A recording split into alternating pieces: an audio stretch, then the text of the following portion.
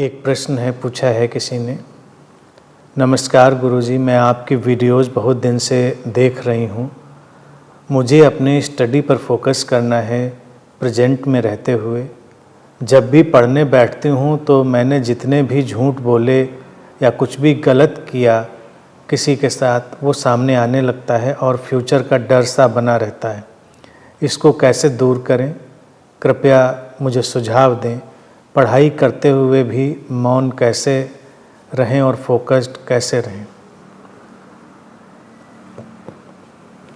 तुमने पूछा है पढ़ाई करते हुए भी मौन कैसे रहें और फोकस्ड कैसे रहें। तो पढ़ाई करते हुए तो कौन बोलता है? पढ़ाई करोगे तो मौन ही रहना होगा ना। चुप रह के अच्छे से फोकस करके ही पढ़ाई होगी। मौन नहीं रहोगे तो पढ़ाई होगी नहीं। तो पहला काम तो ये करो कि अपनी पढ़ाई के प्रति अपना इंटरेस्ट पैदा करो, खुश होकर पढ़ो। तुम्हारे अच्छे के लिए है, भले के लिए है पढ़ाई करना।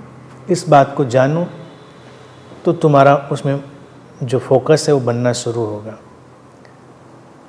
पढ़ाई बोझ की तरह लोगे तो मुश्किल होगी। जो समझने में दिक्कत हो उस पर प्रयास करो। और जो बात पूछी है कि झूठ बोला है, किसी के साथ बुरा किया है, तो वो सब सामने आने लगता है और भविष्य का डर सताने लगता है, जिससे पढ़ाई डिस्टर्ब हो जाती है। तो इसको अलग से मेडिटेटिवली कैथारसिस के प्रयोग के साथ तुम उपयोग में लाओ और उस सारे प्रोसेस को एग्जॉस्ट करो।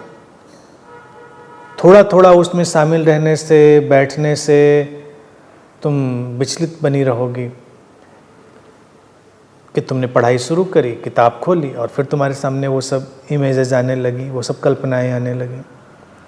तो उससे बेहतर ये होगा कि तुम आधा घंटा निकालो, ध्यान में बैठो।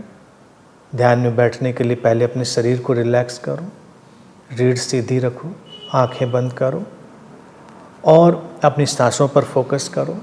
धीरे धीरे सांसों के साथ अपने को विश्रामपूर्ण बनाओ। फिर तुम वो सब कुछ अपनी आँखों के सामने विजुलाइज करो जो तुमको लगता है गलत हुआ, तुमने गलत किया। और एक फॉरगिवनेस का विजुलाइजेशन अपने लिए तुम उपयोग में ला सकती हो कि अगर तुम्हें लगता है इस व्यक्ति के साथ तुमने कुछ बुरा किया तो उसको अपनी आँखों के सामने देखो और अपने अंतर मन में उससे क्षमा मांग लो। कन्वर्सेशन कर सकती हो, बातचीत कर सकती हो कि मैंने ये किया, ये मेरे हिसाब से उचित नहीं था और अब मुझे इसका पछतावा है, पश्चाताप है और मैं इससे मुक्त होना चाहती हूँ और मुझे आप क्षमा करें। क्षमा मांगने के बाद अपने अंदर ये भी महसूस करो कि दूसरे व्यक्ति ने तुमको क्षमा कर दिया है, बात खत्म हो गई है। अगर तुम मेडिटेटिवली इस प्रयोग को करोगी, फॉरगिवनेस को, मेडिटेशन जो है, तो सचमुच में तुम्हारे अंदर वो सेटलमेंट आएगा। क्योंकि हम लोग ऊर्जा के तल से ही जुड़े हुए हैं एक दूसरे से, और जब हम इंटेंसिटी से ही अपना विचार रखते हैं तो ऊर्जा के तल पर अपने फ़र्क पड़ते हैं।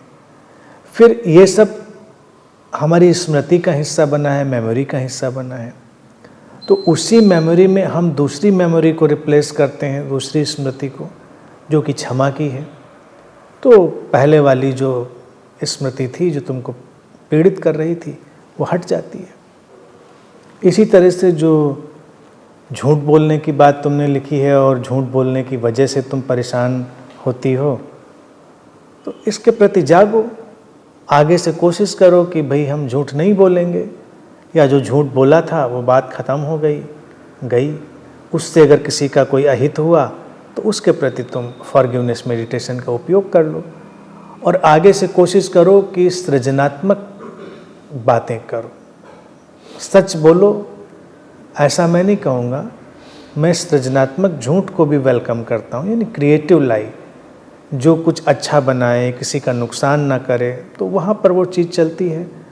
और नुकसान पहुँचाने वाला सच, उससे भी बचना चाहिए कि ऐसा सच जो किसी को डैमेज करे, किसी के शरीर मन को नुकसान पहुँचाए, तो उससे बचो। तो इन सब पे सुधार करना बड़ा आसान है, सुधार करो। और रहा भविष्य की चिंता का सवाल, तो उसमें आस्था रखो। अस्तित्व सब संभालता है, जो होना होता है वही होता है, सबकी अपनी अपनी डेस्टिनी है। जो तुमसे होगा तुम वही कर पाओगी, और भविष्य ने तुम्हारे लिए जो कुछ छुपा रखा होगा वही सामने आएगा। तो इसमें डरने का, चिंतित होने का कोई सवाल ही नहीं। अपने अंदर तुम यकीन कर सकती हो कि जो होगा शुभ होगा, और वो अनिश्चित है। अस्तित्व की जो भी रहस्यमय व्यवस्था है, जो कॉस्मिक लॉ है, जागतिक नियम है, उससे सब घटता रहता है। तो तुम्हारे लिए क्या घटेगा इसे जाना नहीं जा सकता। बस तुम अपने अंदर ये आश्वासन रख सकती हो कि जो होगा शुभ हो।